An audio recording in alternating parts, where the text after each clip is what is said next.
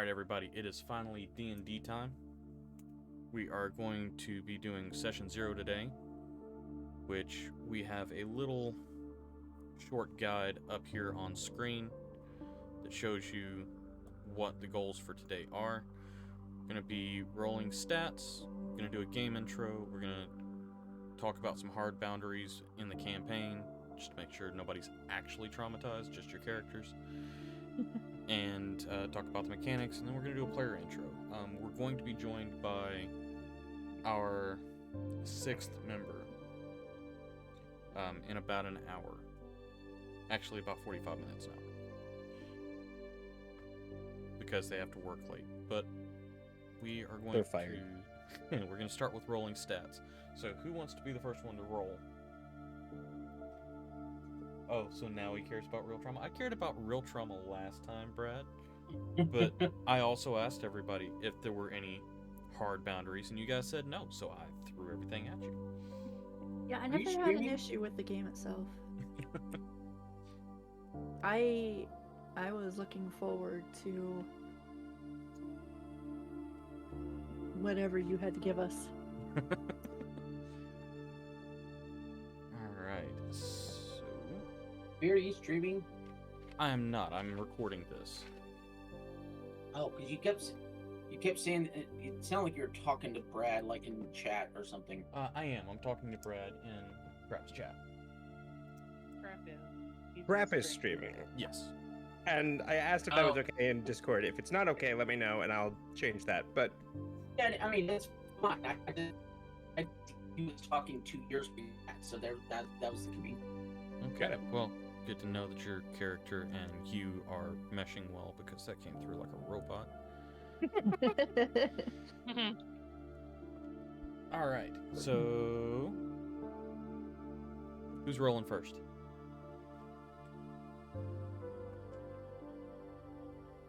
Don't everybody jump in at once. I'm just trying to figure out. I'll roll my stats first if you want me to. Okay. Just go ahead and do the visual dice there, and we'll work off of that. All right, so let's start with a.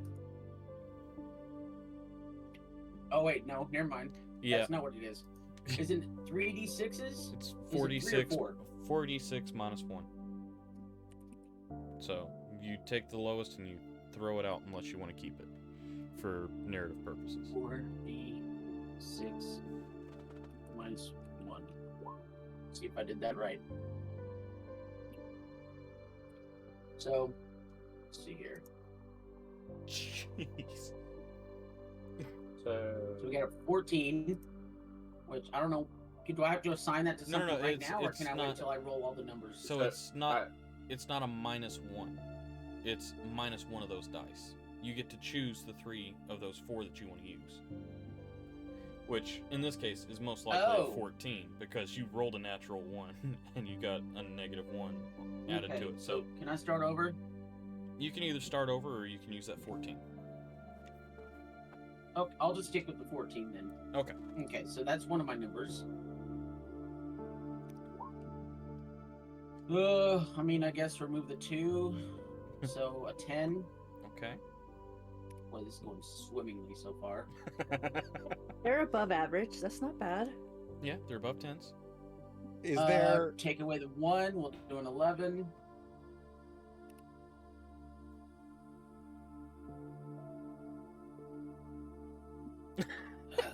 Take away the 1. We'll do an 11.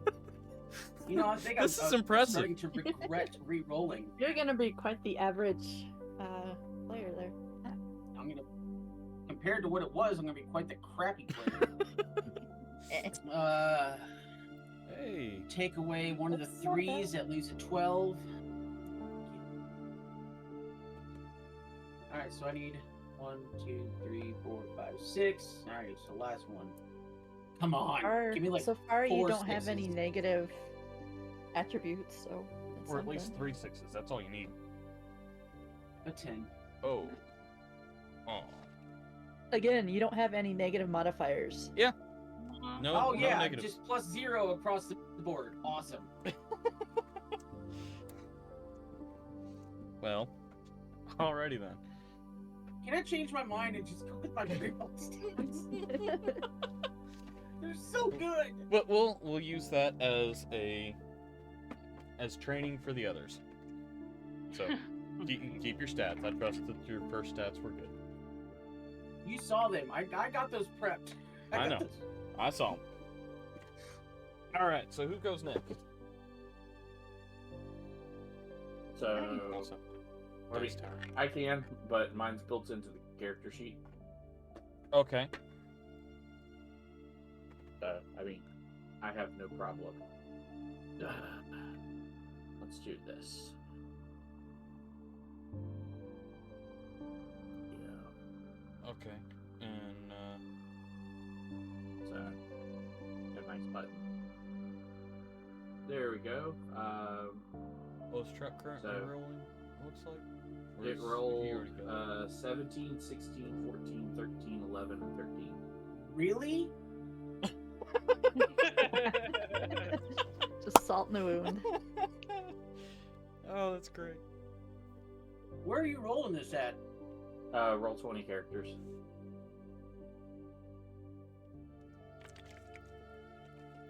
I want to try something. You guys do what you do. I want you to try something. All right. Okay, where to put this? And once you guys do get your sheets complete, send them over to me if you don't mind. That way, I've got a copy of them. If you haven't already done so. I think I've already seen you having it. All right. Who else has not rolled their stats yet? I have not. All right. Let's go ahead and have you roll yours then.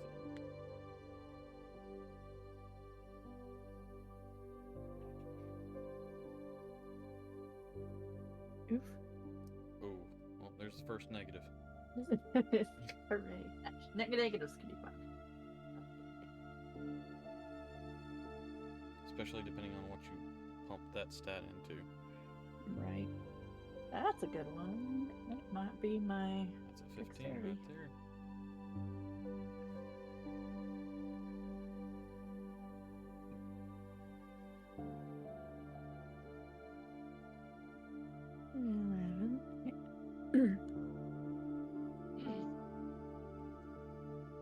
Jeez. Roach. Sorry, Roach. Mm-hmm. Wait, one more.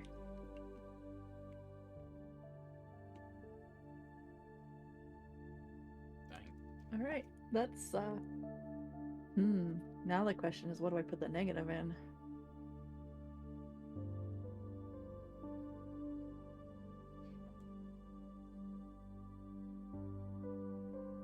Trap, I wish you were talking to us about this because I am recording this. I Right. just have nothing to say, so I'm not talking to anybody. Oh, okay. but- I'm looking at your character sheet on your screen. Yeah, I have my character sheet up. I do have. I did roll previously, but I can re-roll if we'd like. I just don't remember the character, like what Don't is the added. do it, I it's a think trap. dexterity gets +2 or something, Jeez. but I That's can't right. remember for sure. How did Yeah, you get 'cause a of race 20 or in whatever. Dexterity? Don't It was- reroll I it's a rolled- trap. I rolled an 18, and then it's +2 for character, Gotcha. whatever it is. I don't remember. You got. Wow. Okay. So I can re-roll. No, If we that's, want. that's fine. Okay.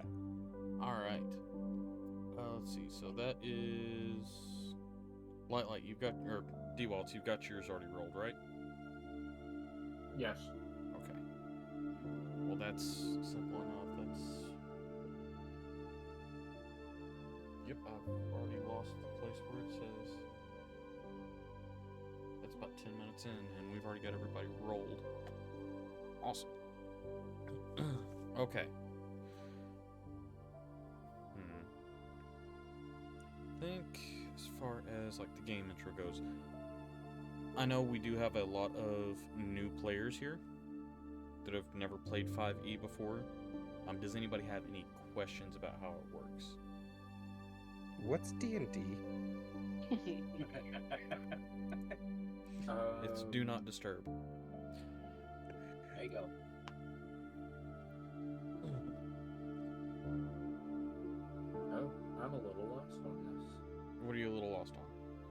background.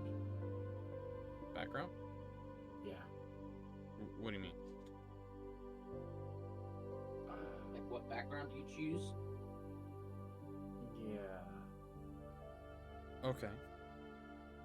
So, based on your class in the player's handbook, there should be a background that you can choose from. It might be a path or a background or a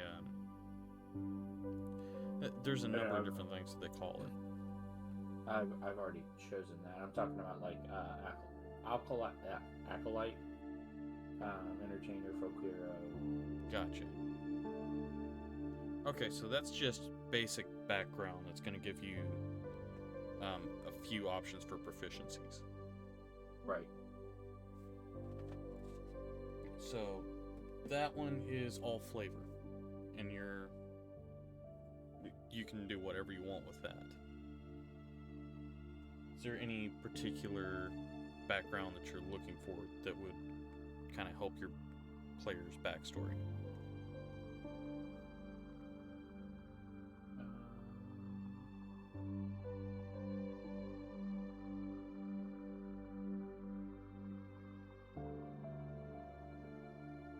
I'm looking at the Outlander. Okay.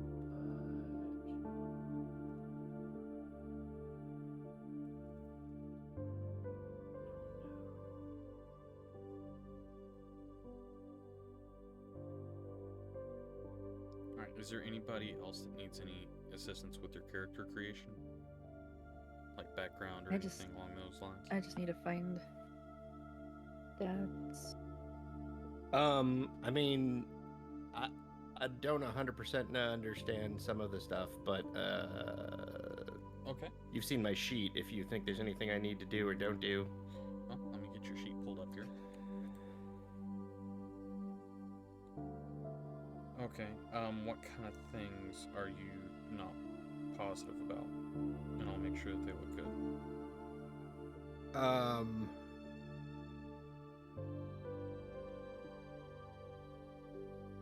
Features and traits is really the biggest thing, Okay. but this was filled out by Roll20 character creator, so maybe it's fine. Okay. Well, we keep scrolling through. I'm on a little bitty thing here. Oh, are you? Yeah, I'm actually looking at your sheet here. I'm looking for features and traits on yours. Oh, okay, there we go. Favorite enemy.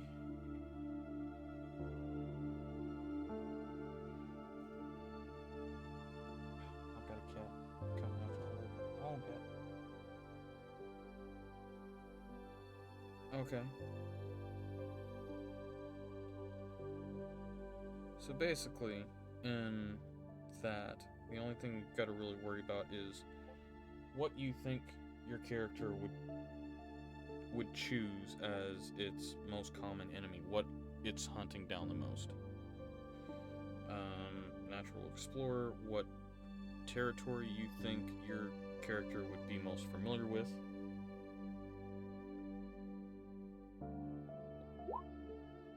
Oh. So you can actually choose to Whoops. you can choose whichever of those you want. And then looks like acolyte, that's fine too. Picked a favorite enemy, but I don't actually see it saying what my favorite enemy is.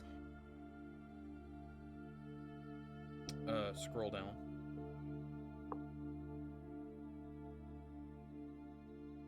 Is that the one that you chose? Scroll.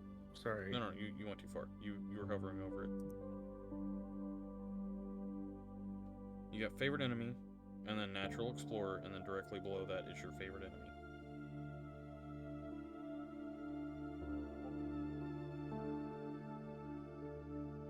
I'm very confused. Third red one.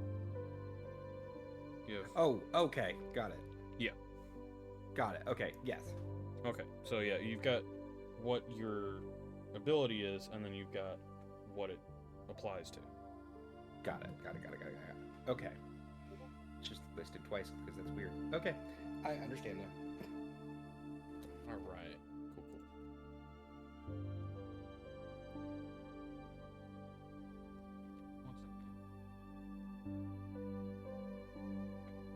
Trying to keep the cats from trying to play in my green screen here.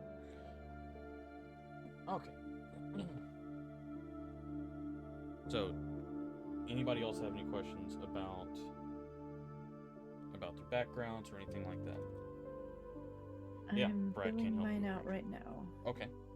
Awesome. Oh boy. Of course you would, Brad. Of course you would send that one in.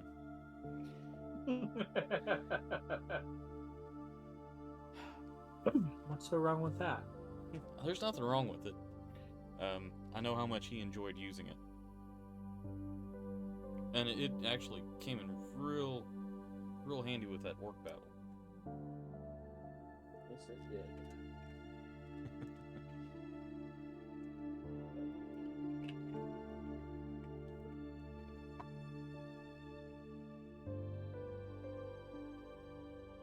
Alright. So, we don't have any issues with getting the players' characters the way that they need to be. The game intro, you all already know, but the viewers don't know. We have a world called Relucia. It is massive compared to campaign 1 that I did. So, the initial campaign that I did was a world continent that was roughly the size of Hawaii. And this world is roughly the size of North America. Oh gosh. So, there's a lot more So, to like, this one. Europe. Yeah. No.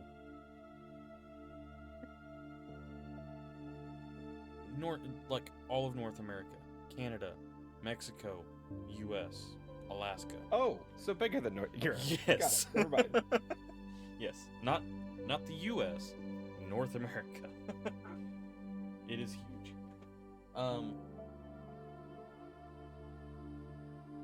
Yeah, I did make like 10 miles of yours in the last campaign. So this is a huge world. It is going to be evolving whether you are in an area or not. So everything has its own actions that are happening regardless of whether you see it or not. Which I did with the last one. It was a lot of fun. This is going to be a lot more in-depth because there are so many towns. I think I counted it, and the maps were 121 different locations that you guys will have to explore. And that's just the towns. That's not like the forests or caves or underground or anything like that. So those are full-on civilizations fleshed out with people. And that could be anywhere from a small settlement that's just like a family town to New York City style cities. Let's see. There are a couple of homebrew mechanics that will come into play later. I'm not going to let you know what those are until that comes about because that's part of the fun. And that's just based off of the players' backstories that I've gotten so far. Questions. Yes. And you may be covering this already, I don't know, but when it comes to things like spells and preparing things and those kind of things, how strict are you on like following you have to have all the stuff for the cantrip or whatever, or is it just we just assume you have things? Because I've played both ways. Ideally, I'd like for you to at least attempt to supply yourself with them. There's going to be plenty of places for you to buy them. They're not going to be expensive. They're everyday items because there's magic everywhere. So it's not gonna break the bank or anything. You'll be able to just say, "Hey, I'm going into town for supplies. I'm going to the general store. I need to buy so and so," and you don't have to even tell me what they are. You just say, "I need to buy supplies for my spells," and we'll say, "Okay, well, here's 5 copper or silver, depending on how much you need," and it's done. You don't have to go, "Well, I have to have this item and this item and this item and this item," unless you just want to do it for RP stuff, like telling your other people, "Hey, I'm out of this. I need to go get this." But as far as like being exact about what all your items are, I'm not going to be a stickler for that.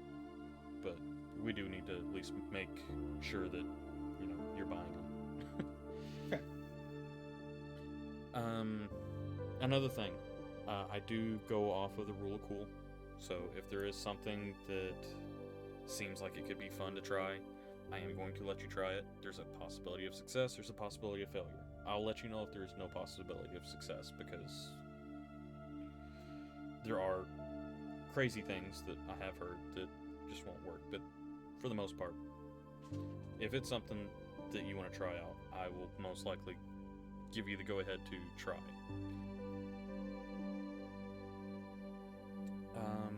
Your actions do have consequences.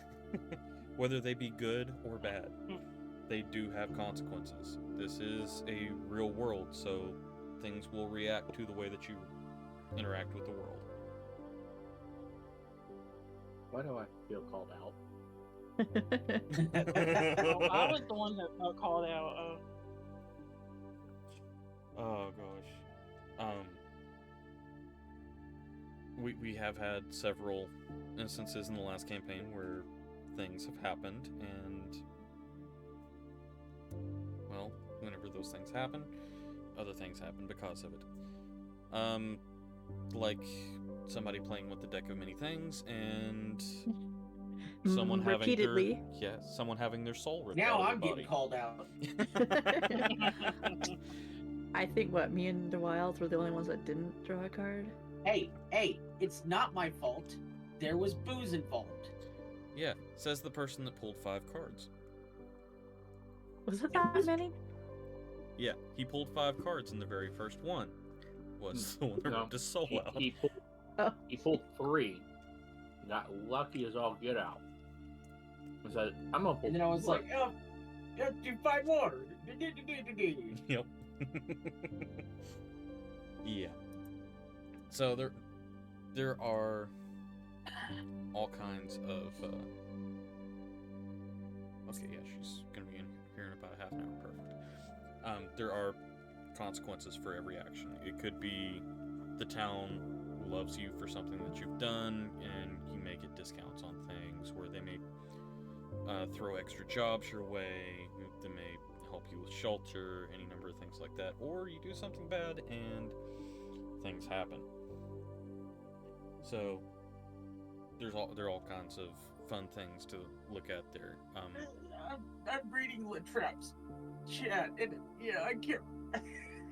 Yeah. How many times do we abuse that dwarf to test for stuff? A lot.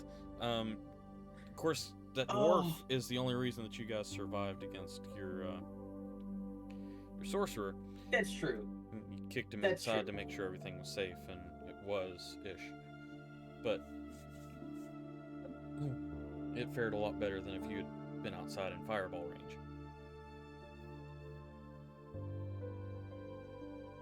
But yeah, so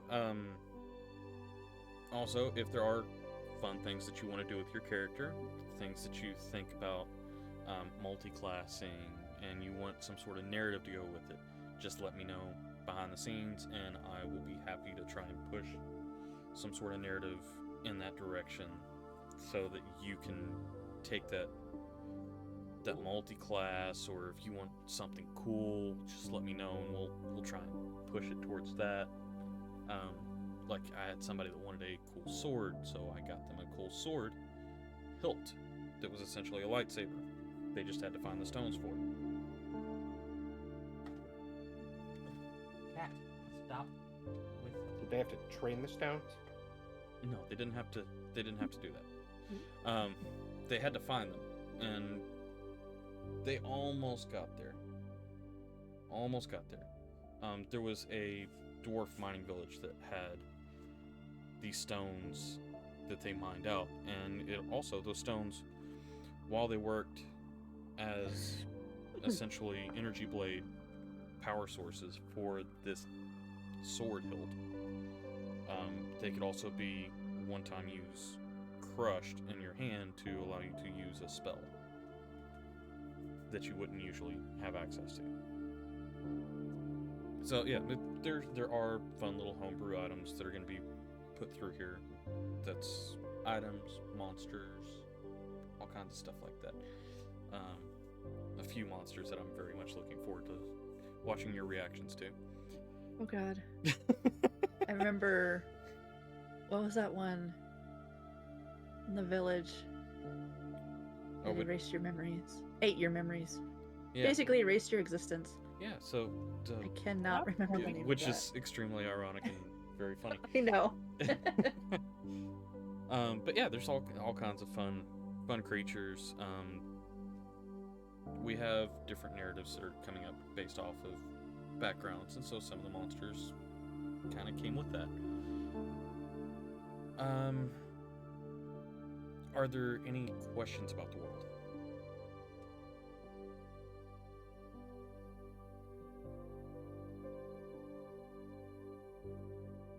Not that I can think of. Okay. No questions about how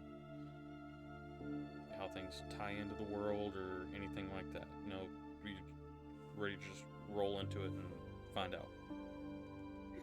I think I mean, how most what of the ties stuff I'm into what? assuming will. Can- Most of the stuff I'm we assuming blow we'll up discover it sounds? as we go. Yeah. I do have a question. Okay. How did the Fey area come about? Ah, the Fey area. So that area is, as I said earlier, that is essentially an emissary. So that is part of the Fey Plain, the Feywild, that has been essentially scooped up and placed in a section that was just ocean and tied into the landmass, separated by a small tributary that goes across between the actual land and the emissary. It does still have the elements of the Fey, like the Fey magic, the Fey wonky time stuff. It's essentially just like having a bit of the hyperbolic time chamber sitting there that you can walk into at any point you want to. Does also have a way to access the actual Feywild.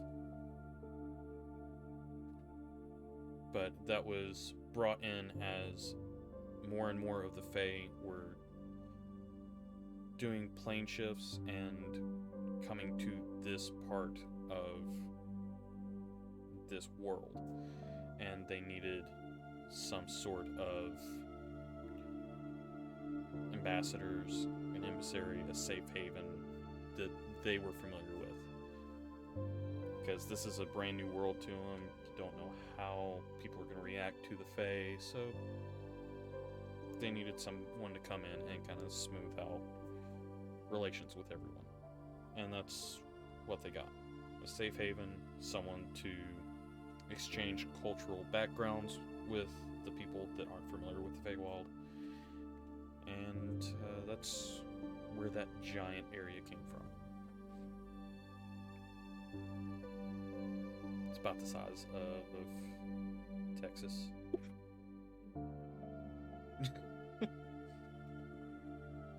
Okay. Blow up towns. a reaction, though.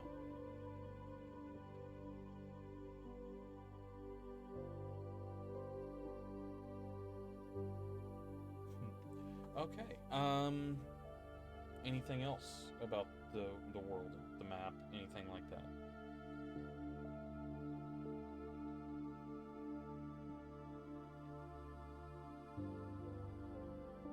Okay.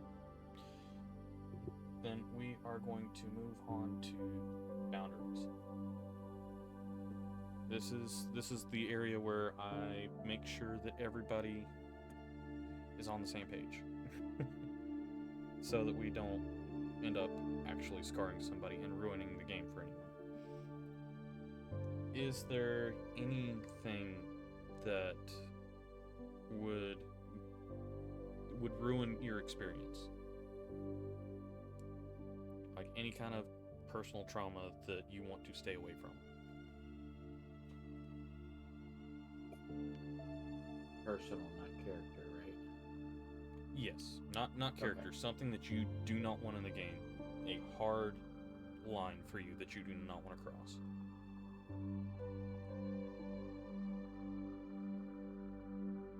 I don't think I really have anything.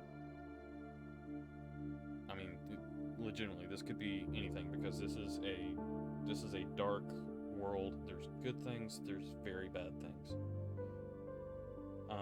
So we're talking about animal, pet death, child, family members, spouses, childhood friends, torture, anything that you would look at the game and go, that's a bit too far for me.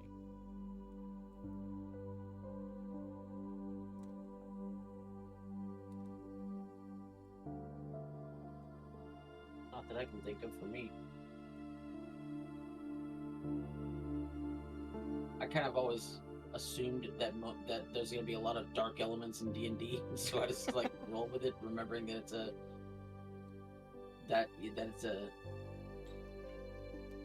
fantasy world, and just kind of roll with it. But I don't think I know of any hard boundaries for me anyway. Okay. So is that a no for everyone? Because I enjoy pushing buttons. I don't think there's any boundaries for me. It's a no from me. Okay. Like I said, I enjoy pushing buttons. I like to traumatize the characters, but I do not want to break my players to the point where it's not fun for them. And yes, repeat. And whenever I say pet deaths, I had one player that, after the campaign ended, was mad at me for like 2 weeks. And I had to put the pet on a shirt to make up for it. She's still mad at you. I Don't know. lie to yourself. I know. Says the man who planned to murder a baby owlbear. I know. I said push buttons. Or who? Yeah. Okay. So let's move on to mechanics. Oh, who's this?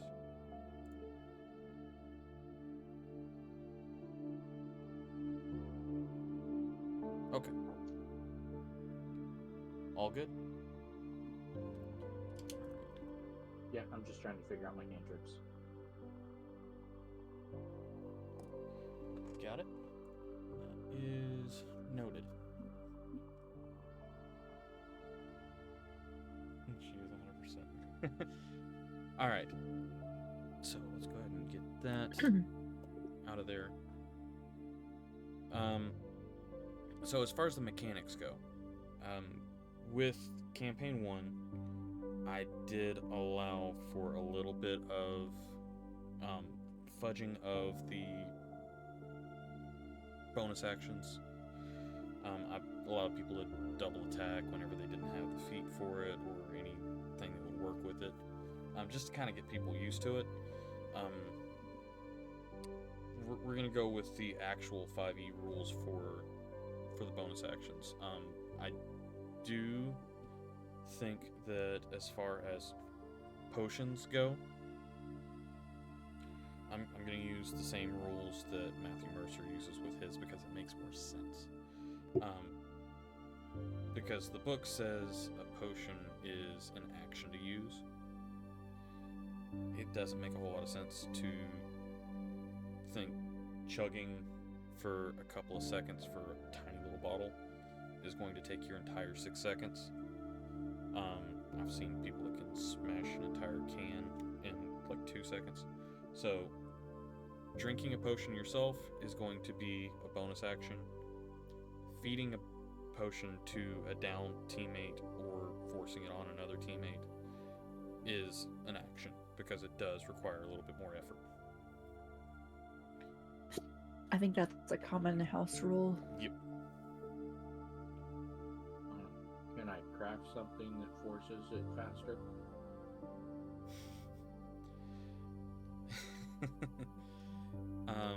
You would have to pass a tinkering check to be able to make something along those lines. I don't think you have any artificer rolls, though, do you? Not yet, probably. But that may have changed it. Good old Star Trek hyperspray. But we can look into options like that. Like I said, rule of cool. I'm totally fine with trying things out. Depending on the difficulty, will be the difficulty of your roll. How in depth it is.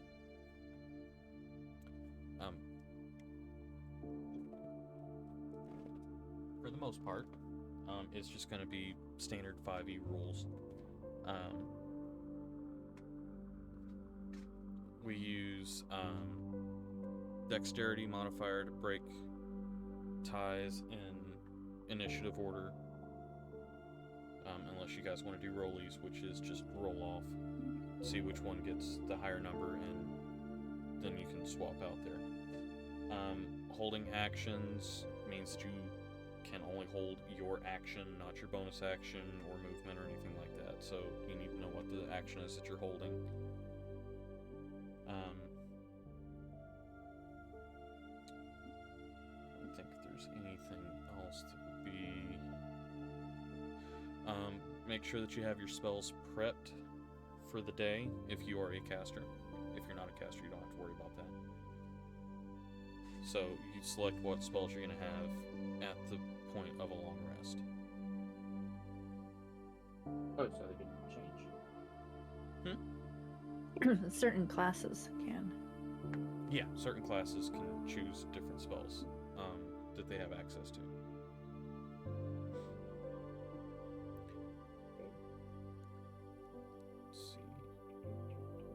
Yes, I do. How are you gonna deal with crit rolls? Like attack crit rolls, like for the damage. So the damage on crits, 20s and 19s if you have the feat, you'd be rolling the damage and then you double the damage that you rolled on the dice, and then you add your anything that's not dice, you add to it. So you've got 3d6, you roll 3d6, you take the number that's there, and you double it.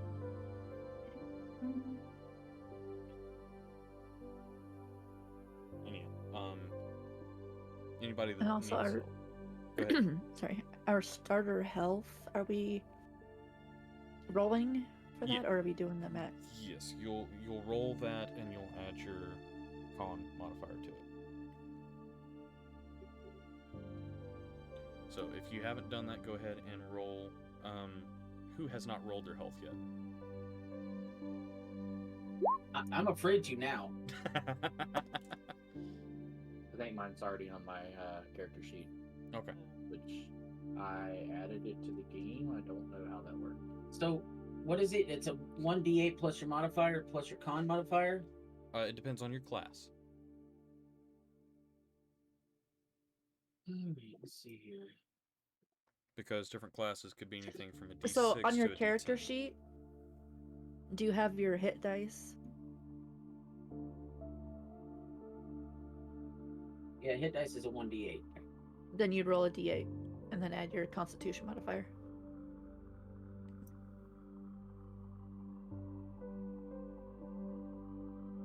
All right, Dang. I'm okay with that.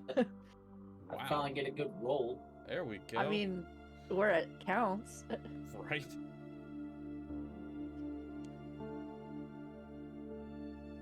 Sladen, you might have already done that. I think you already have. Alright, so anybody else not rolled their health yet?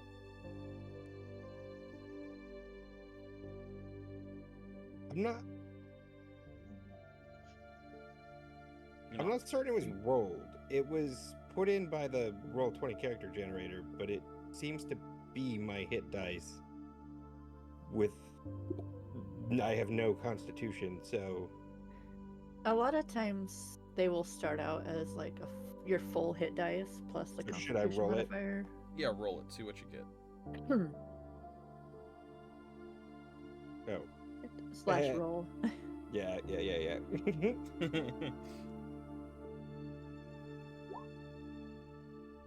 Oh, good God. Oh no. Okay, we don't keep ones.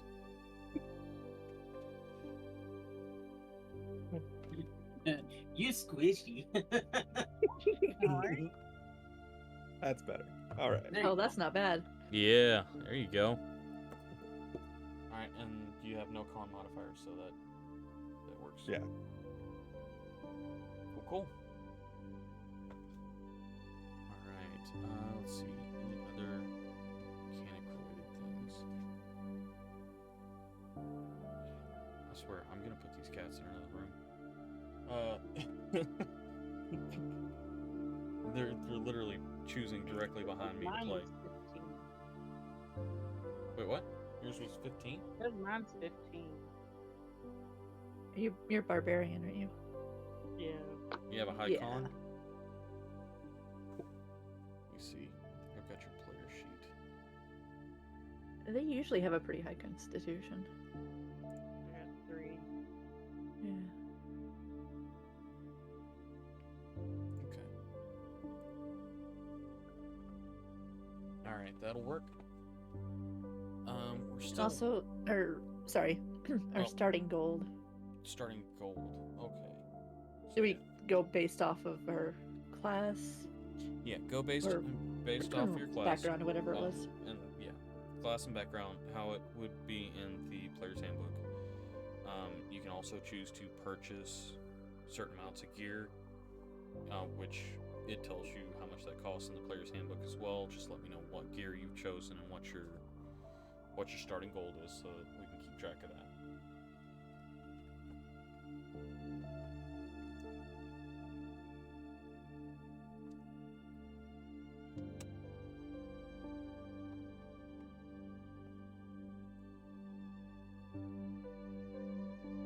Brad, if you need to help him with that, feel free to. Alright.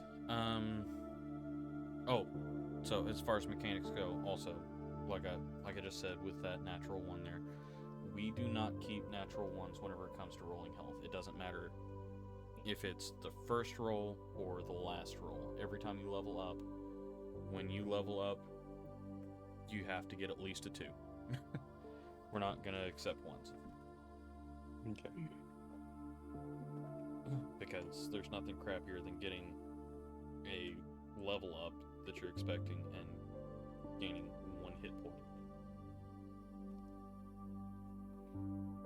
Question. Yes. Being that I'm a ranger, Mm-hmm. arrows. Yes. Keep track of how many there are? Yes. Are they reusable if I say I collect them? As long as they're not critical fails, I Okay. would say yes. If you roll a 1 on an attack, just expect that arrow to be broken. Sure. Or if you modify an arrow to explode, just expect it to be gone. Wait, exploding arrows can't be reused? Exactly. Shame. But yeah, definitely make sure you keep a good stock of arrows on you because you don't want to run out. you're not Hawkeye. You can't just run in and grab it and fire forever. Okay. Let's see. So if it doesn't list a starting gold in the background, how do you determine what your starting gold is? It should, based off of class and background. Let's see here. I think it's. I may not have chosen a classic background. Oh, haven't chosen a classic background? Gotcha. Oh, wait a minute. That's What do you, Claire's hand. like I said, I built mine on D&D 20, and that's one of the backgrounds that was listed there. Mm-hmm. But I'm reading it, and I'm not seeing anything about a starting gold amount. Okay. Let me see here.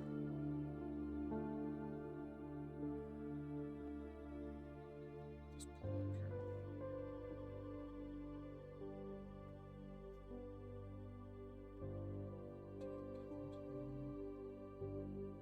There we go. She should be popping in here by now.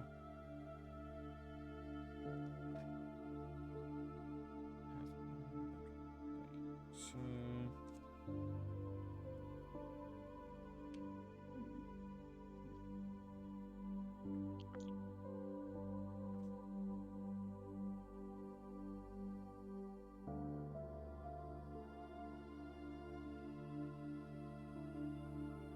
Maybe I need to choose a different background. what I would do, honestly, is I would keep your background, but choose one of the other backgrounds to grab the starting gold from. Since yours is non-traditional.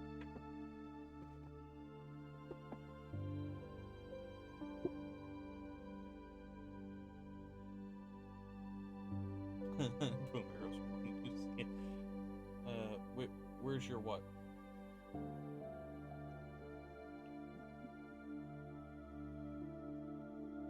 Slade. What? Where's your what? Oh, he said thing. Oh, okay. Gotcha. He's got thing. Okay. I am gonna have to repeat a little bit of this for Emma whenever she gets in here. I was hoping to have her in here before we got to the player intro.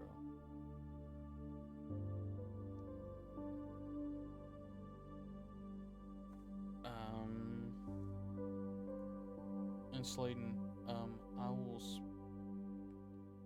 will speak to you on that particular part of your character background off camera. Okay. So that we can get that hashed out. Gotcha. Money's middle of sheet. Muted FYI. Oh, dropped mute. Alright. So, I know you guys want to basically introduce your characters in game to kind of build the camaraderie.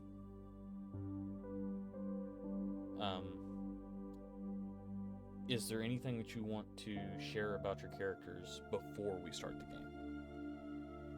You don't have to if you don't want to. It's just an option of introducing your players to the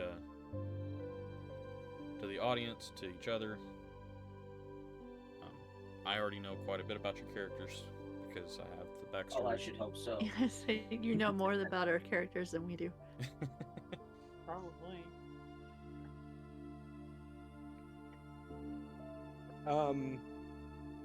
Real quick, Yes.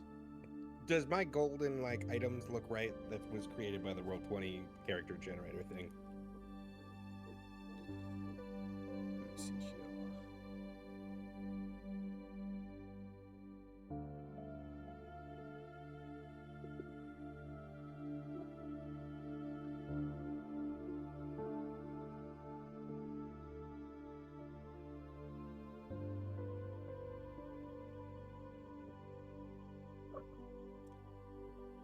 items look fine. I'm looking for your gold. Oh. Here it is. Jeez, you're broke. Yeah. I don't have no gold. Yeah, with that kind of a backpack, yeah, that money looks right. Okay, great. Okay. So, nobody wants to give anything about their character? That's fine. That's I'm perfect. not really sure what to say. I mean, you can give descriptions or anything. But I kind of want to wait. okay, If that's okay. that's perfectly fine. Because here in a few, once we get word from Emma,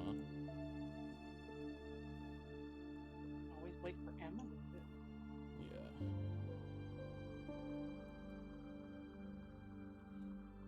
How does your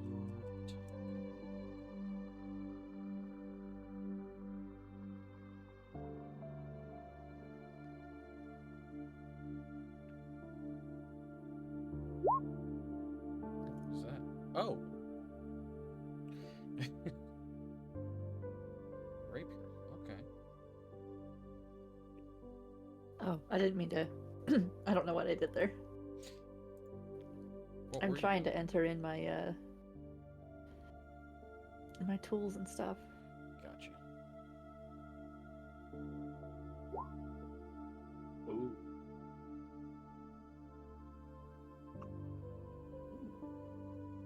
Javelin.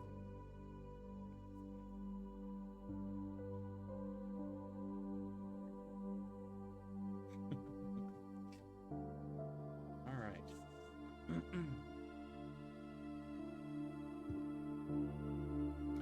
Well, let's see. Got the stats out of the way. We got the game intro out of the way. Boundaries, mechanics, player intro. We are missing a player right now, which makes it a little difficult to just throw that in. We do have to wait on her to be able to get this done properly. There are different locations that several of the players are going to be starting. Let's see. Oh, dude, are we sticking to crit? Or Sticking to what? are we sticking to crits? For my thing. For now, yes. Okay. Exactly what we discussed on it. Crits, and then you can decide on the crit fails if you are distressed. Okay.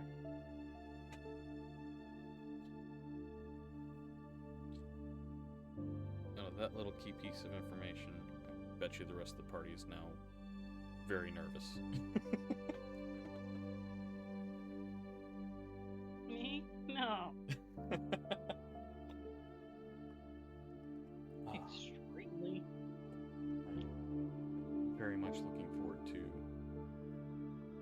getting this started. Man, I really wish I knew where Emma was.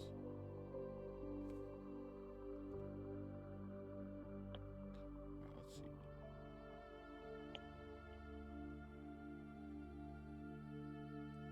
Too many cords.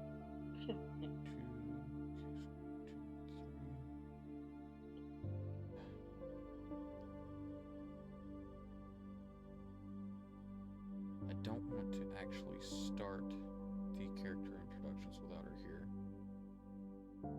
We could technically start without her here, but it would be difficult to jump back into pre-game stuff because she is kind of Do we add proficiency to our damage rolls? to damage I don't rolls. remember. Um, To the attack rolls? Yeah. If you Right. are proficient with the weapon, you do. For the damage too. No, just for the attack. Okay, yeah. So it's been a while since I have done It's alright. this. Me too. It's been a hot minute since I've been able to do D&D, other than just watching it. Right. I've been listening to a lot of live plays. I am confused. When I clicked on Javelin on the attack side, I got 2 different numbers. What's that about? Let me see here. Yeah, it did the same to me when I clicked on my rapier. 14 plus 2. And what By the was way, I have a new background now. One that's kind of a regular. it? Okay, cool. So hopefully that's easier. For your 12, that was a 1d20 plus 2. plus 2. And then a 1d20 plus 2. Oh, Yeah. that's rolling it with advantage. Okay, I need to get that. Oh, I see. That makes sense. Dice options.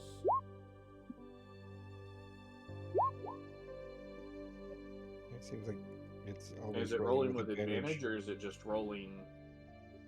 Is always rolling with advantage, which is something that I will have to fix. Or Excuse me. not. No, I will have to fix that.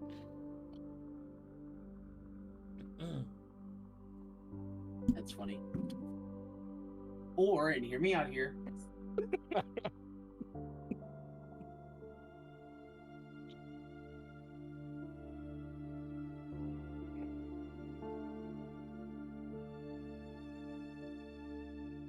One second, I'm sharing something out here.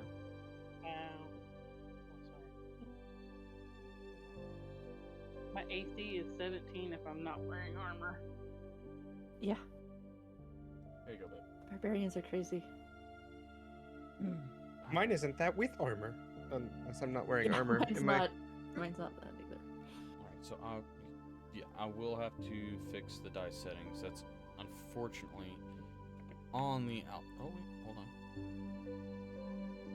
No, that is unfortunately on the outside section of this.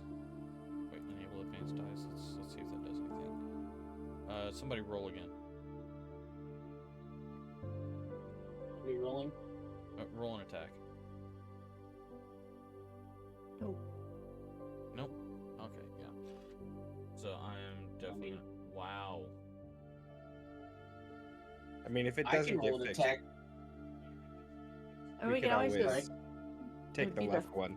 Yeah, I was gonna say it'd be the first roll. Yeah, Anyway. the first one. We'll get real pissed sometimes, but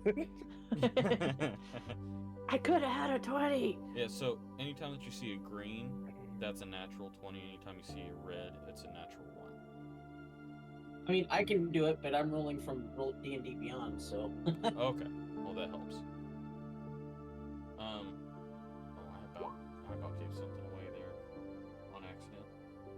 now, of course, we can manually roll whatever dice, and that would work. It's just if you click on your weapon, it just doesn't auto do it, right? Right. It'd be like, How did y'all do that? So on our character sheet, which have you brought your character sheet into this game? Yeah. Okay. So then if you go down to where your weapons are, you can just click on the weapon type or the attack part, and it will roll your weapon. Right.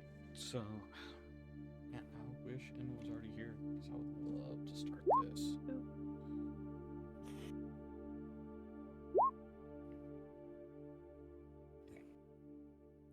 Let me see where she is. Excuse me. I do have proficiencies, but I don't know if I actually am wearing anything. I clicked on it and nothing. Oh, no, you clicked on weapon proficiency. I believe on the bottom left. Yeah. In the middle section, just under. So there's armor class, then there's your hit dice, and then there should be your It'd be attacks and basically right spellcasting. smack in the middle of your. Here we all talk over each other. Okay, so yeah, definitely while we're waiting on him to get here, play around Yeah. with Roll20 and get familiar with how everything works. Yeah, there. I forgot that there was a whole bunch of people that were not familiar with Roll20 as well. Oh, I do have leather armor. Is it wearing it And- though? I would assume you'd be wearing it. But I don't know if that's counted into the armor class or not. Well, What's let's see what your armor class is. do you know what leather armor I think would be light armor. Yes, leather armor is light armor. So it'd be 11 plus your dexterity modifier. It is because mine is 10. Okay, so then 11 would be okay. That would be cool. You sound so thrilled. You know, I mean, it's fine. Yep, you're wow.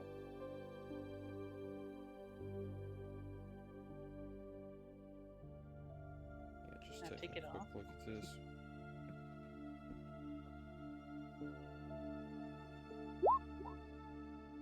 I want to take it off.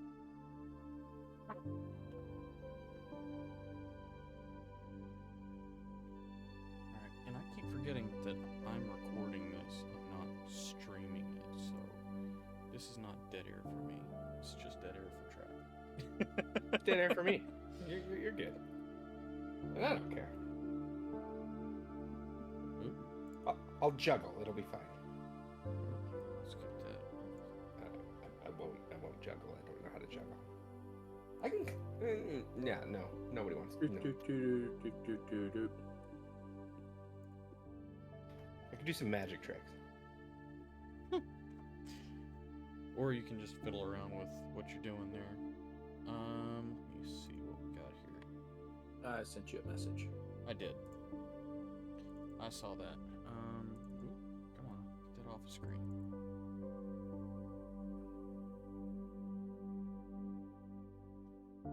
Oh, wow. Okay. What you think? I will read into this a little bit more Okay. and let you know if anything looks too broken.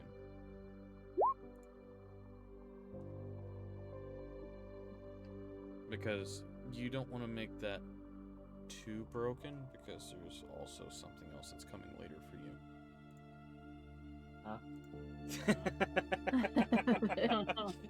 Is it good? Is Huh? it bad? You won't know yet. Oh, I know whether or not it's good or bad. Run like the wind, bullseye. Brad, the entire campaign will be on the YouTube. I think Trap's planning on streaming the entire campaign as well, so you'll be able to see it live, and you'll be able to go back and actually watch the old episodes, which is wonderful. I hate that the first campaign's gone. Yeah, that hurts a little. Yeah, hurts a lot.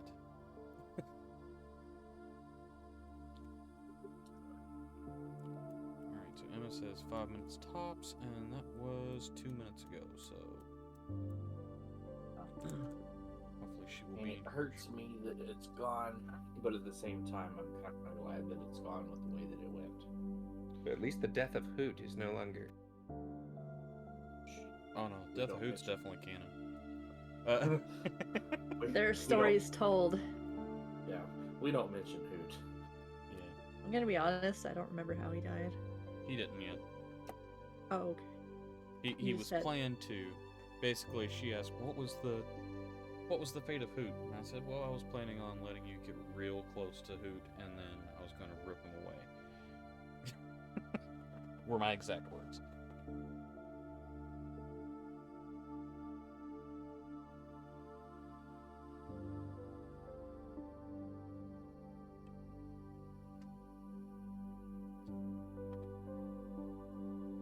Don't forget the encounters with literal gods. question, Beard. Yes. Do you play sounds or music or any of those kind of things in They will all be safe. campaign? Well, sure. I guess the big question is there going to generally be music that I need to watch out for? Or, like, just sometimes in certain situations? Or... Potentially. If I can get the sounds to work properly in the sound menu here, then I will have music playing and basically decent background music, sound effects on occasion if I don't have to make the sound effects myself. But Okay. if I can't get it working there, then I will have it overlaid on the video when it goes to YouTube. Sure. Yeah, I'm basically just asking because I generally play music on my side, but if you're going to be playing music, I don't want two musics. I'll let you know in advance if I get it working. Okay, cool.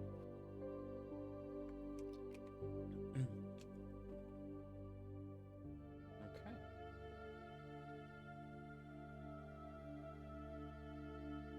5 minutes tops. It's in the 5-minute range. Come on.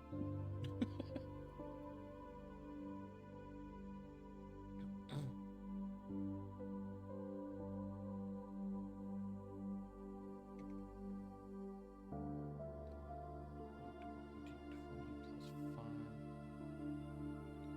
5 and a 6.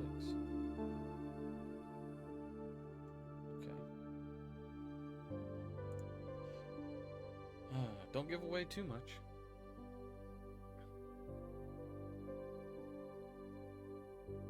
It's no pyrite. Oh, anybody can have these tools. I mean, I have 2 reasons to have thieves' tools.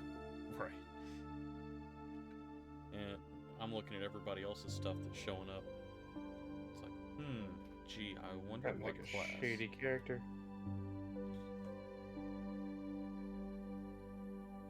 That one kind of Now. gives away a lot. Babe. Trap your I mute. don't know what I just did. Also, what? Hello. Hello? Hey, there we go. All right. I can pick one other language, but I don't know what. Okay, so while you guys do that, I'm gonna very quickly go through this list with Emma. Alright, so you've already rolled your stats, you've rolled your health, correct? Yes. Okay. So, as far as the game goes, my first campaign was on a continent about the size of Hawaii. This campaign is in a world with a continent and islands roughly the size of North America. Oh, So there is a lot. that's a lot bigger. Yeah, it is very big. There's a section of the Feywild that is it's an embassy for the Fey that is on the material plane. It's roughly the size of Texas. Okay. There are consequences for your actions, so if you make good choices or bad choices, there will be consequences that reflect it. Fair.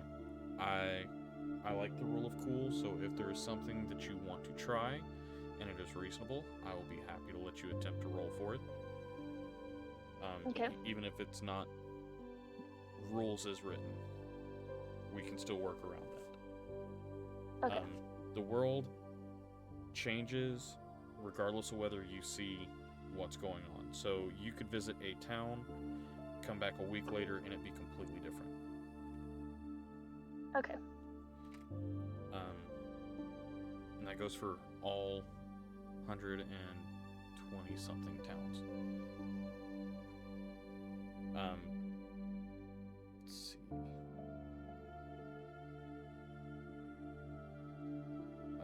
The consequences of your actions also depend on the severity of the action, so it does scale properly. Last campaign we had somebody that got hold of the deck of many things, and we had somebody that decided to pull several cards and ended up with his soul in a dagger. So, Oh. yeah. Fun. Yeah. We don't talk about that. I think we just did. Yeah. So, Twice, actually. it can be very extreme, or it can be very minor. It could be you help someone find their kid, and you get discounts at their shop for as long as they know you, or you develop a good relationship with a shopkeep or with a tavern person, something along those lines, and they take care of you.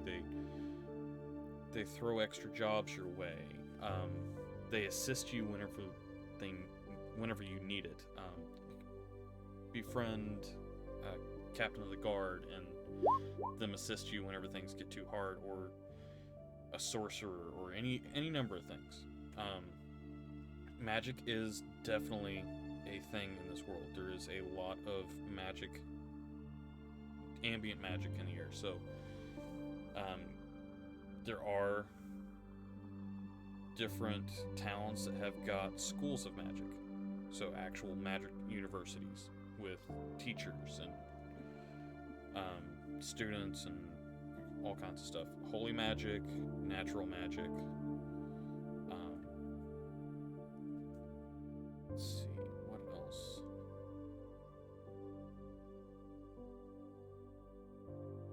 Let me do a quick look here. There are several homebrewed items and several homebrewed creatures. So, yeah. So like they made creatures? No, Oh, he did. I did. Yeah, Okay. like a monster that eats your memories.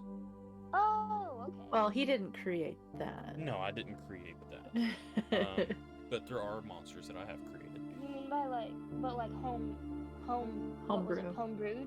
Yeah. Does Yeah. that mean that like the people in the game, like the NPCs, made the monsters, or did you make them up? No, it it would means I that made would them be up. like the Okay. DM or somebody else had. Yes. I got you. So they're creatures that are not in the player's handbook, not in the monster manual, not in the DM handbook. Okay, I get you now. So things that I had to make stat blocks for. Same with the items. There are items that are not found in any of the books, so I had to figure out how to make those work without making them too broken. Mm-hmm. Oh boy. Sorry, I just read Trap's chat. Oh. So let's see. Homebrewed, consequences of actions, size, magic. Was there anything else that I touched on before she got here as far as like the world goes? Boundaries. Well, that's The world. yeah, Not your boundaries. yeah, that's the next thing in line. Okay, sorry. Oh no, you're You good. talking about the Feywilds? The Feywild Embassy. Yeah. What so- about the world boundaries? Ooh. Are we gonna run Okay. into any invisible walls? No. There better not be any buttons either. Oh, there's plenty of buttons. Oh. Dang it. I'm gonna push it. I don't Nice. doubt it. We've got plenty of those. That's me too. I'm I like, definitely have a more impulsive character this game, so That's why he put them in there, so he's hoping that people will push it. I'm not hoping. I know they will. That's But- definitely not good. if there's a room full of buttons, I'm not going in it. All right. If there's a room full of buttons, I'm pressing every one of them. fast as I can. Gosh. All right. So, moving from the game info and intro, let's move to hard boundaries. Are there any hard lines that you do not want crossed? I'm talking anything from animals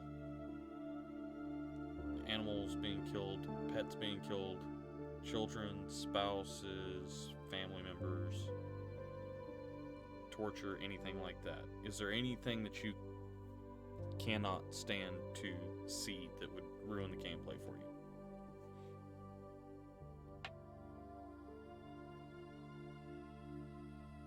This is specifically for you, Emma, because everybody else has already been through this.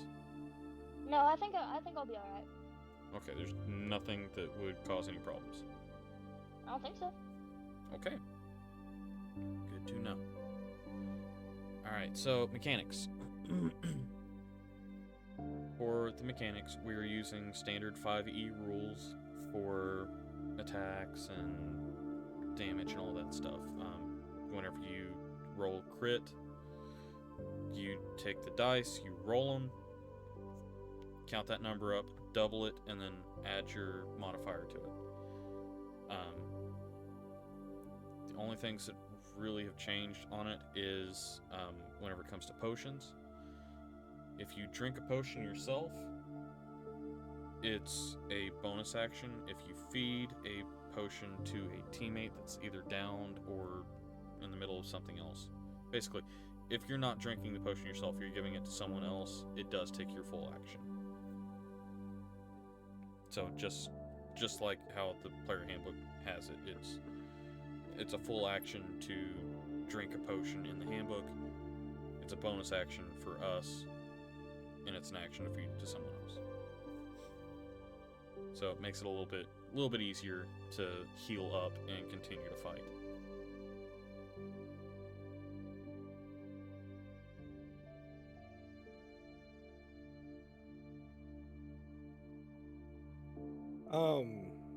As far as actions go, Yes.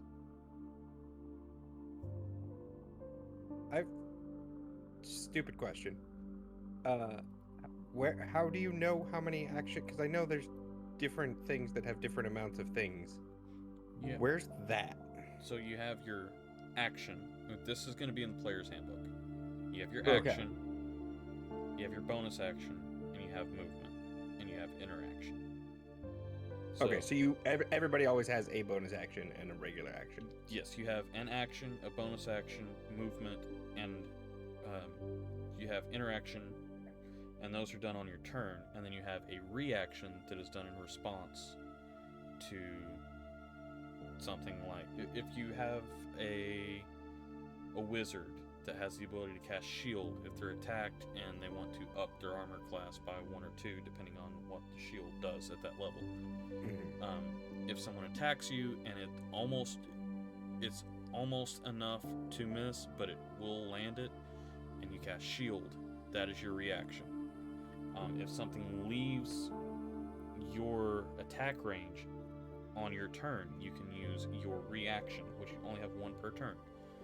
You can use your reaction to take an attack of opportunity on them, where you get to swing out and do an extra attack on them while they're trying to escape. Different classes also have things like key points for the monk, sorcerer points for obviously the sorcerer, and then you've got different feats like the spell sniper and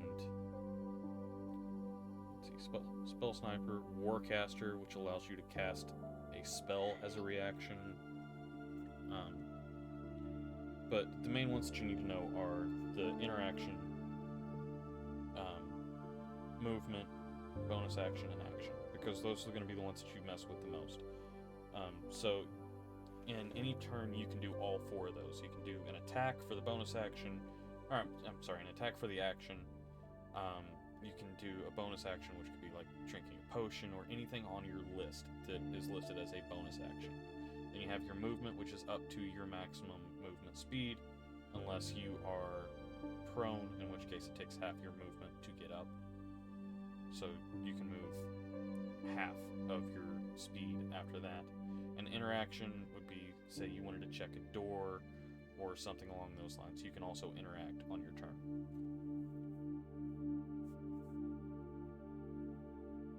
And your reactions are always going to be on someone else's turn.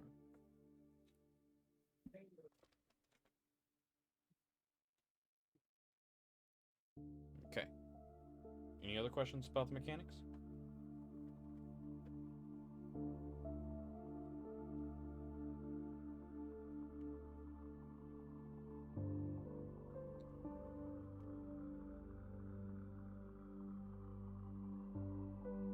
No? I don't have any questions about mechanics. Okay. I don't think I do. Okay. Alright, well, in that case, Emma, is there anything you want to introduce about your character? I know a lot of the other players are wanting to keep theirs kind of a secret until we actually Yeah, start we didn't playing. really reveal much. But you Sure, are let's welcome. do that then. I mean, I don't know what I would say about her. That couldn't be like introduced later, so. Okay. Okay, fair enough.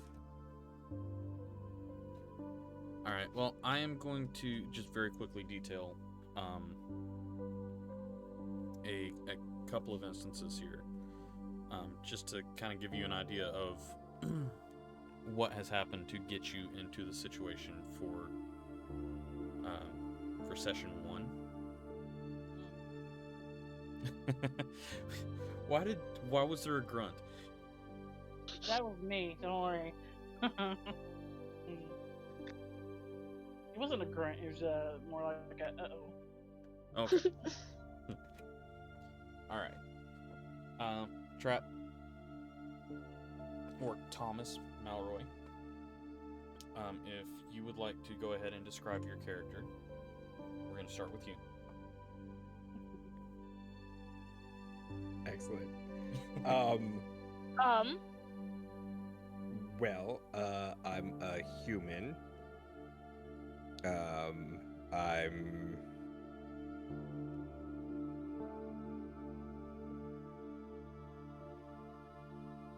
Hello, human. Thanks. I'm I'm a human. 23 and I'm 5'11", with blonde hair and blue eyes, fair skin, average weight and build, and I am wearing leather armor, and I carry a bow, and have a quiver on my back. I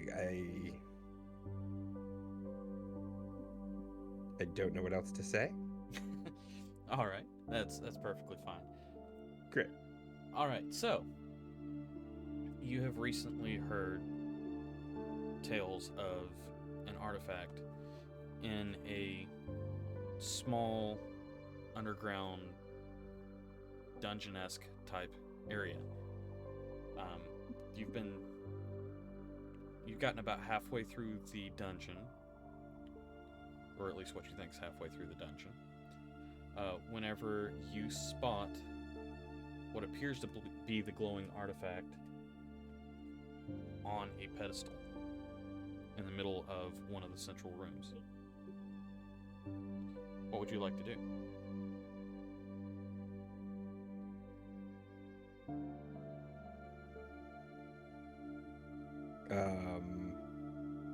I would probably look around for traps. Okay. Go ahead and roll me a perception check.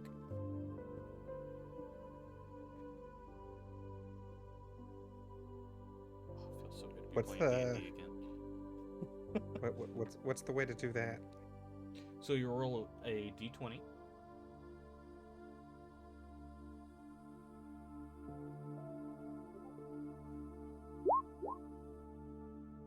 There we go.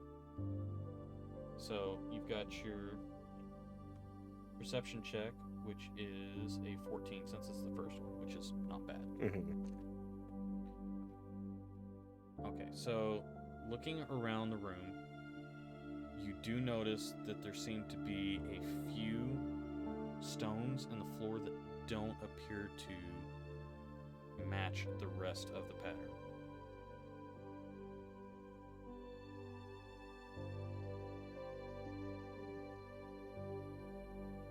Okay. So then I would approach the artifact, avoiding those stones. Okay. All right. So you're able to safely make it to the artifact based off of your perception check there. The artifact is within hand's reach.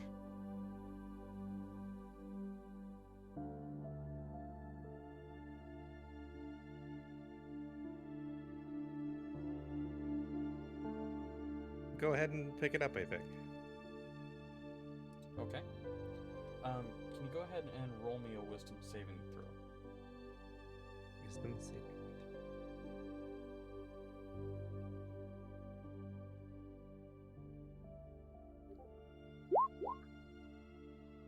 Is that just that, or? Wisdom saving throw. That's impressive, actually. Okay. You feel a twinge of magic start to flow through your body, but you're able to shrug it off without any effects. You now have the artifact, and you have to attempt to get out. As you start to notice, the room starts to close in on itself. So, do you head out the way that you came, or do you try and find another exit? I feel like I would head out the way I came in. Okay. And again, avoid the stones. Alright, so since we're now in a hurry, I'm going to need you to do a dexterity check. Okay.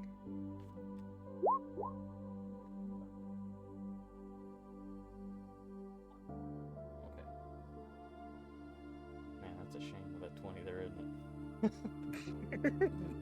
Alright, so unfortunately with the 12, as you're running, you do trip over a loose stone and step onto one of these platforms.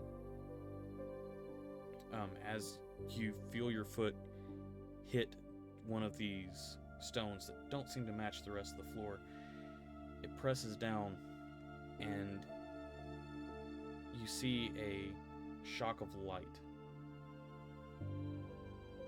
And then everything goes dark.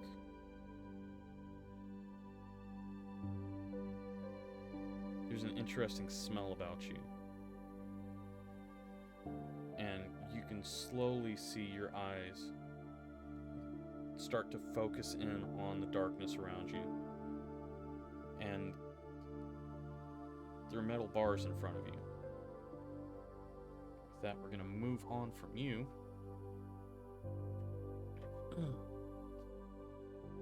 To, Light, would you like to describe yourself?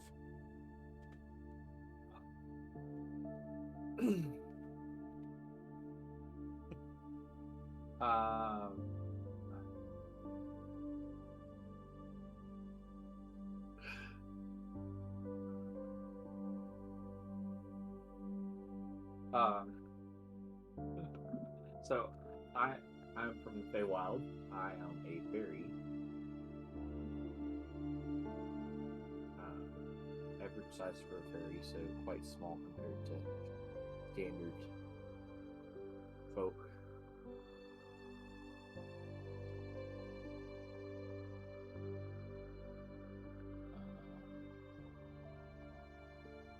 And the one thing I forgot.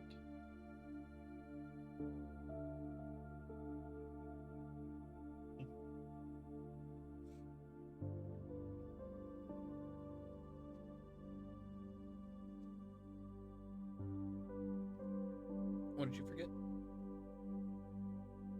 The my fairy effect. Oh. The sparkles and light around you? Yeah. Oh, it's not very effective. Nah, nah. It starts. That's funny.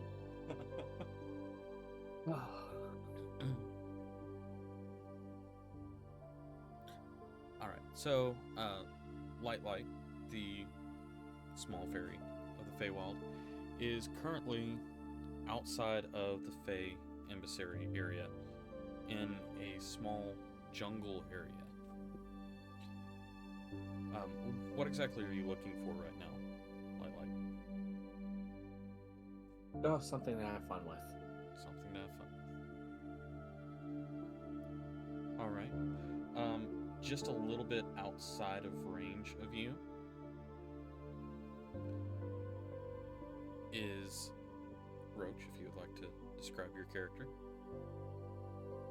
So, Frydek is a, I don't know if anybody knows what Forged is, but it is basically a giant robot. Well, Frydek is not your typical Warforged.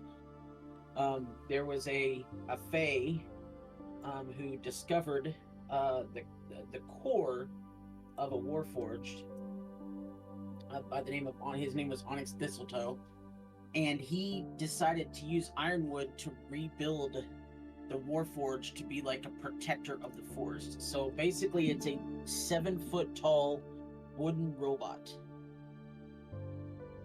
is what Frydek is. Alright, Frydek, if you don't mind to roll a perception check for me. A perception check. I would love to roll a perception check for you.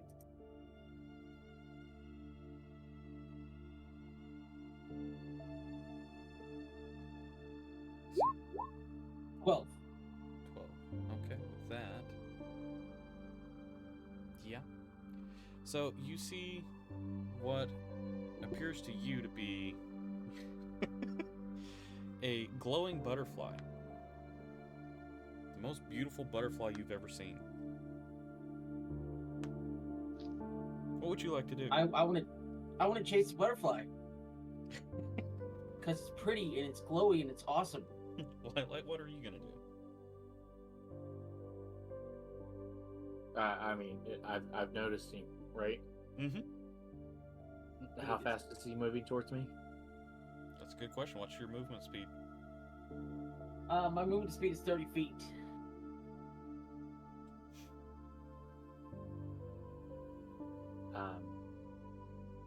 And what you see basically is a giant 7-foot robot with his hand outstretched, just going, just running towards you.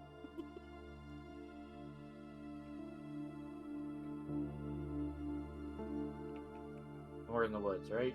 Yep. I'm gonna take off for the top of a tree. Oh boy. All right. Frydek. So he sees the butterfly take off towards the top of the tree, and he just, aww, where'd the butterfly go? So I have an idea for something that I want to do that I've been thinking about, and I don't know what kind of role it would be, because he saw the butterfly go up, right? Mm-hmm. So because he's a giant kind of robot, the idea that I had is he sticks his arm out like he's gonna T-pose one of his arms out, and then he just puts it down to his side and then sticks it back out and puts it down to his side. He keeps doing that, and as he does that, his head starts ratcheting up off of his body. So he can kind of go choop, choop, choop, choop, and just ratchet his head up to look for the butterfly. I don't know what kind of role that is, or if that's even possible, but I feel like he would do something stupid like that. Okay, let's see. What would... Let's do a dex check to see how well you can do this. That's not good.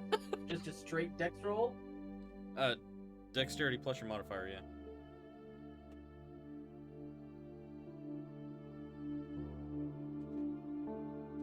Well, 12.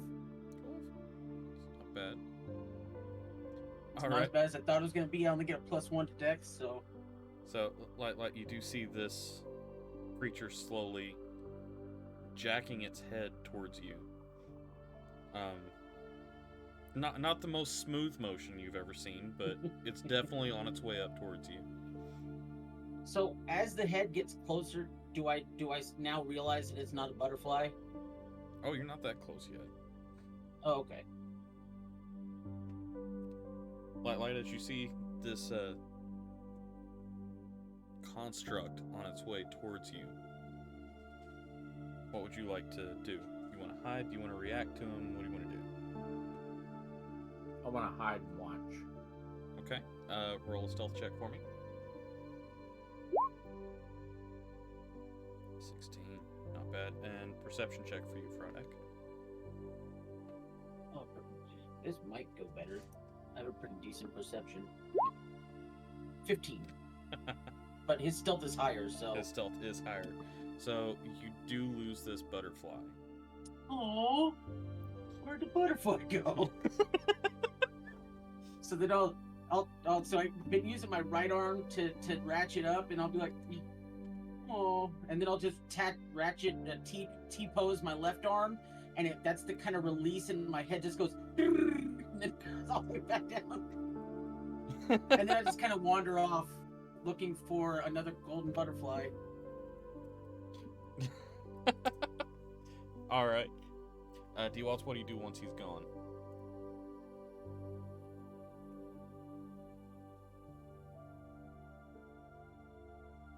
I'm going to follow and watch. All right. So Frydek is just basically kind of exploring. He's looking at nature. He's looking at animals, any animals that he can find. And at one point, you see him hold his finger up like a branch, and a bird just lands on it and is pecking his finger a little bit. And he kind of laughs. He thinks it's ticklish, and then the bird flies away, and he's just looking around at nature without a care in the world. He's just enjoying his time in the forest. Okay. So like you basically just see this giant robotic toddler running around enjoying himself. Robotic toddler, I love that.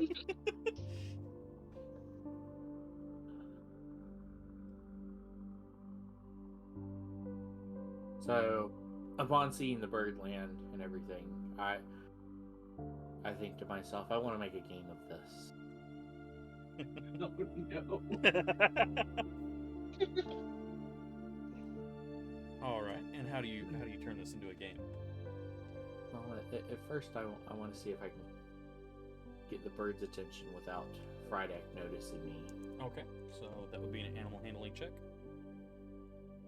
Oh, oof. Oh. Wow. Okay. You successfully get the bird's attention. That's impressive. Right? Wow. So, I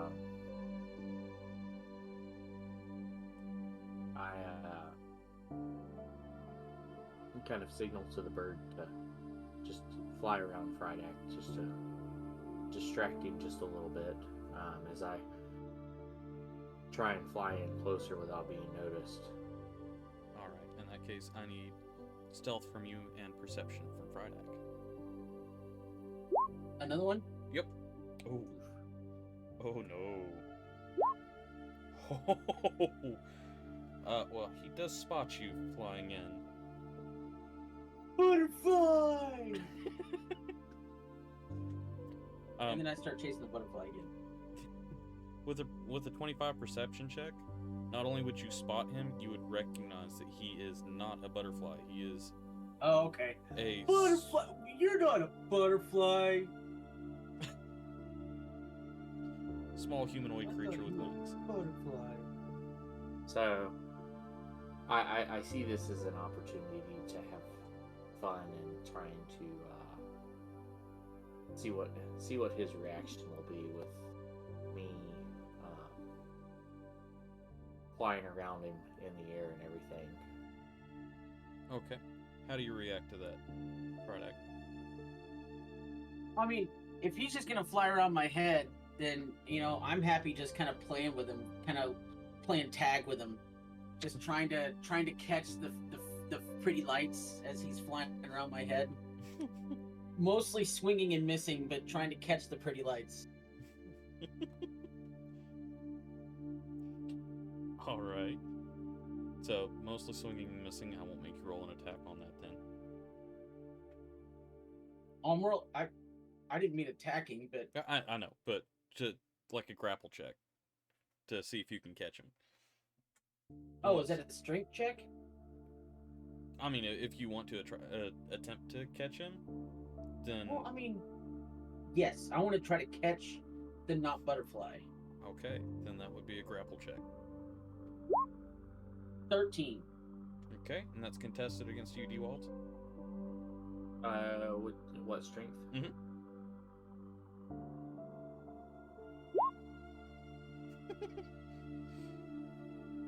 Okay, well, this giant construct is attempting to grapple you. However, you are a little bit faster than him and are able to squeeze through the fingers. So, what is your reaction to attempting to be caught?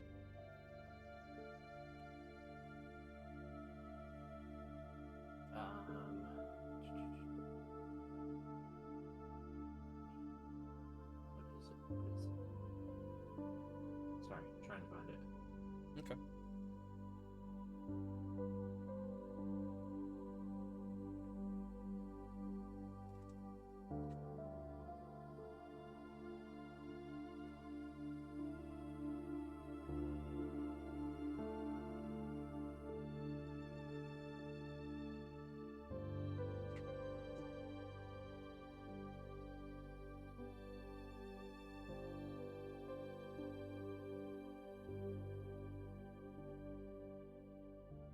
So I use the I'm gonna use my cantrip Druidcraft, Okay. and I'm going to create the faint odor of a skunk. All right. So, Frydek, you smell the faint odor of a polecat. Okay, I have to look up. Can Warforged smell? That is entirely up to you. Do you have smell sensors? I think that Warforged can smell, but I don't think bad smells bother them, because I have defenses against poison and disease and stuff like that. So, so as soon as that scent comes up, ooh, stinky kitty, stinky kitty, where's the stinky kitty? And then I just start looking around for the stinky kitty. All right. So let's see. Area you're in. Let me check something here. Let me do a roll.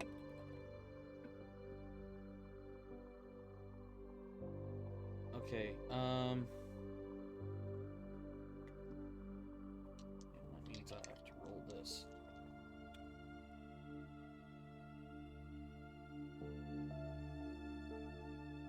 Okay. So you are currently in a high magic area, which does trigger certain things that you're used to, but people around you may not be. Me as in me or D-Wilds? D-Wilds. Okay. So as you cast this Druidcraft, a few things around you start to shift. The Warforged starts to shrink. What? Yeah, the Warforged starts to shrink down to about your size, and a dimension door opens up and sucks you and the Warforged through.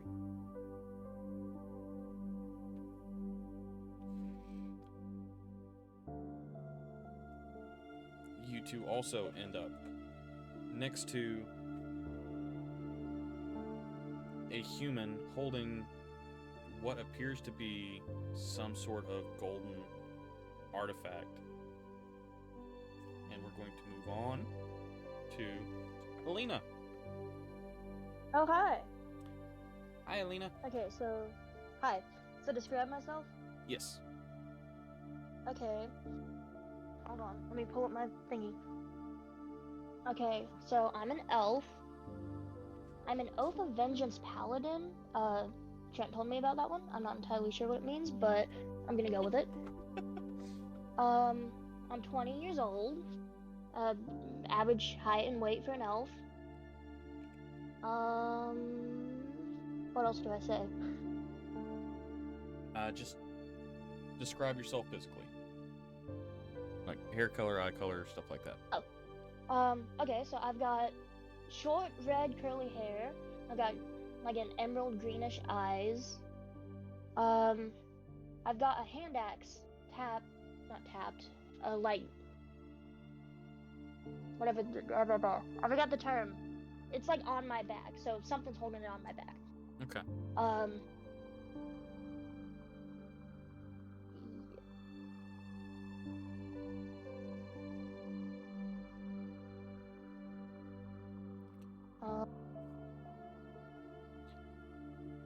All right.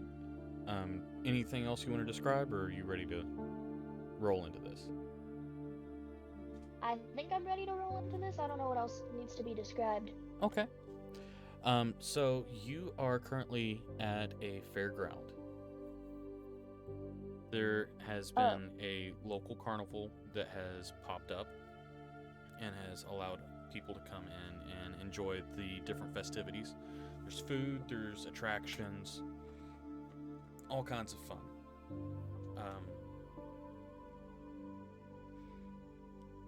You are currently dressed in rather nice garb, so you do kind of stand out like a sore thumb among the peasants that are currently using the attractions. Which means that you do stick out like a sore thumb to Mouse.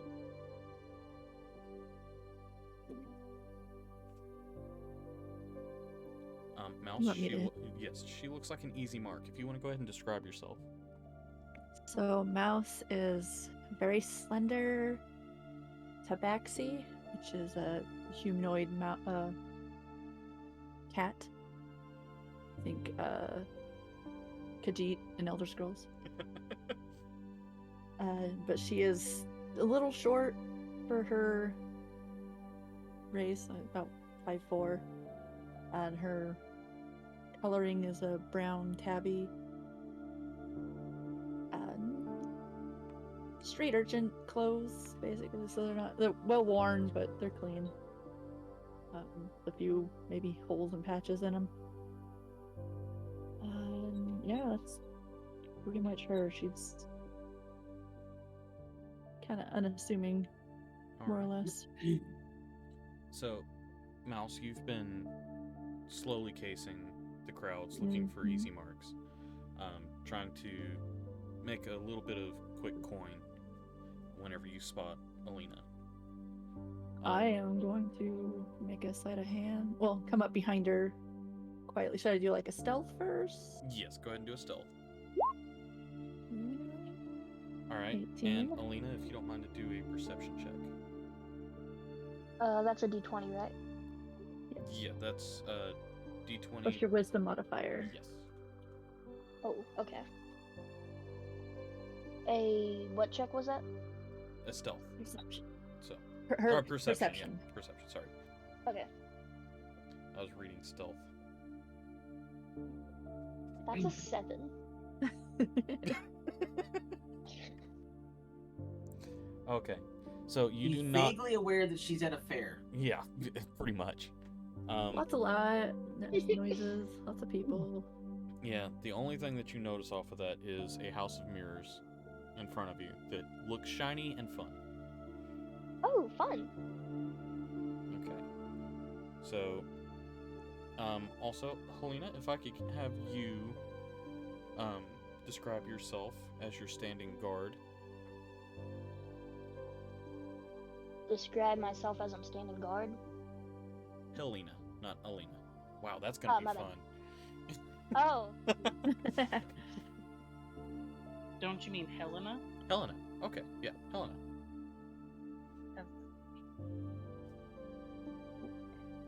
I am a barbarian dwarf. I am 114 years old. I am 4'5" and 165 pounds. Who has a mean look on her face almost all the time.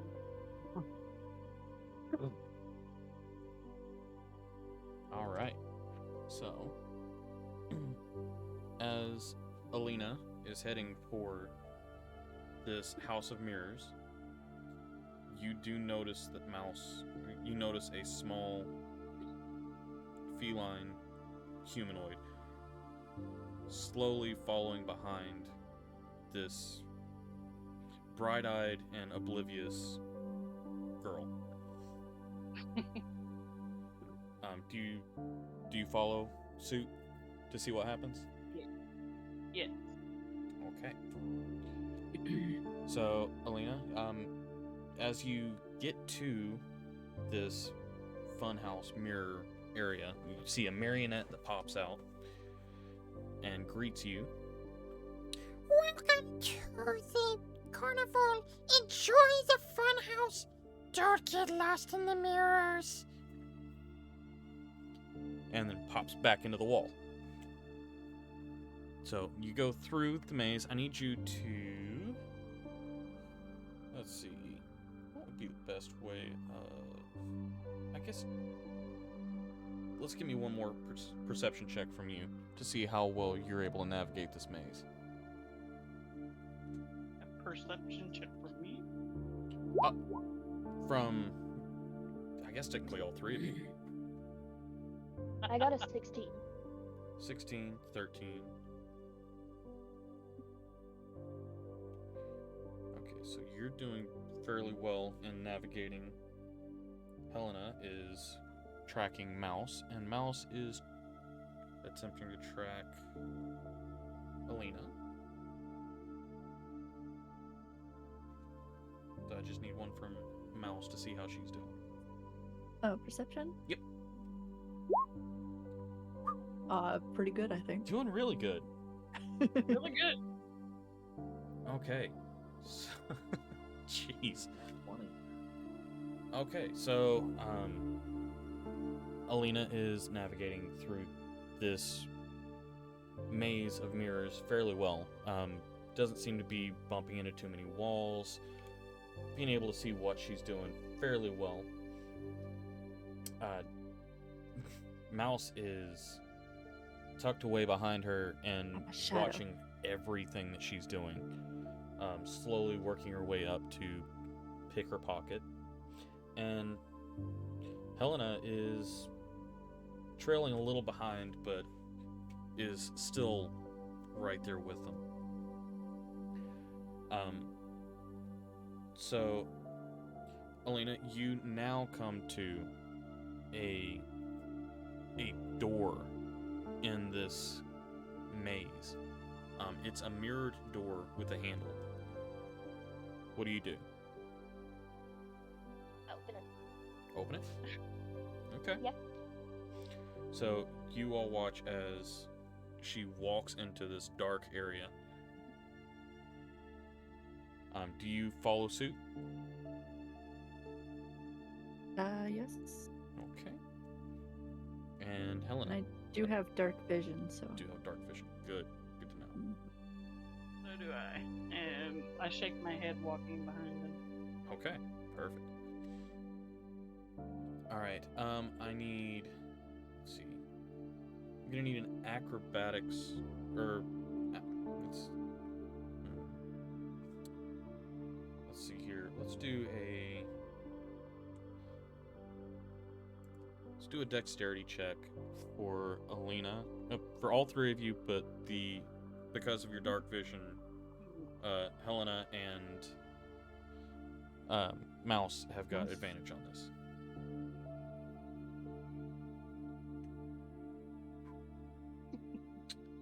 So a dexterity check.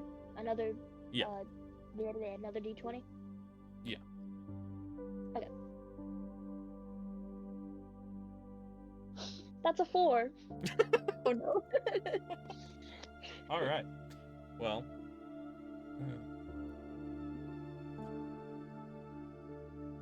Mouse, you So not watch only can I as not see. yeah, you watch as Alina takes a couple of steps in and tumbles off the rails of this platform. There is a dead end and just a drop. It's not a very far drop. But as you look around, you start to notice there are tons, just multiples of these iron barred cages, which Helena has fallen into.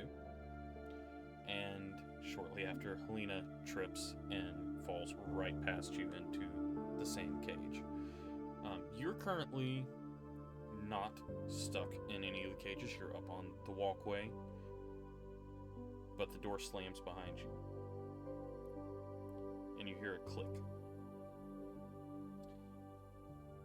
And then you hear that same voice from the marionette come up behind you. Welcome! Welcome to the fun! And then we'll leave it there for next week. That's going to be where session 1 starts. Can I just say, a mouse? Trip and fall. That sounds like So- something I would do. Yeah. Alright, so So the Wilds and Roach's character went through a portal, right? they went through a dimension door, yes. Okay. The particular dimension door that they went through, because of D-Wild's special traits, is a little bit stronger than a typical dimension door.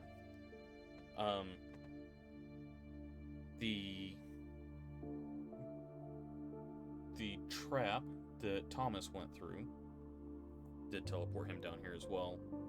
And you guys will find out a little bit more about this, what's going on with the marionette, and why you're all here whenever we come back next week. Cool. Yeah. Yeah. And Had to be a circus. what's that? Had to be a circus. Oh yeah. Yeah, that's how things have to start out. You got to start out with the fun stuff. Trap, you're quiet back there, man. You're just over here playing with Roll20. I don't know what you're talking about. I'm just watching them go through scroll. Trying to find a couple things. One of them being, like, I was looking at a thing that said something about rolling with advantage, but it might be a U option, not an S option. Yeah. I know where it is. And then I accidentally added an item to the item list, and it's not even like it doesn't exist because I didn't type anything, but I can't get rid of it. What is it? It's literally nothing. It's a big blank, and there's 0 of them, but I don't know how to get rid of that line. Click the check mark beside it. He gets no air. That's what that is. No, the check mark, the blue check mark. Yeah, I did that. There you go. Unlock it. If you lock it, then you can get rid of it. There you go. Now I know. Alright. Awesome. Sorry that was a little chaotic. I wasn't quite sure how to make sure that you guys all ended up in there, but I think we've done it. yeah, you're there. Face first in the dirt. Yeah. I So just want to say this is the second time we started a campaign locked up somewhere. no, you were free. You found your way to the cage this time instead Oh, of okay, finding yeah. your way out. Sure, But obviously. did the door Makes it that totally we different. all the ones of us that went through the mirror door, Mhm. did that one shut and lock? Yes. Okay. Yes.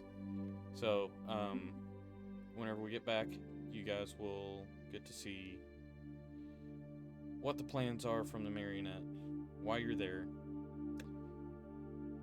and, yeah. Hopefully this first battle goes better than the last first battle. Um, Okay.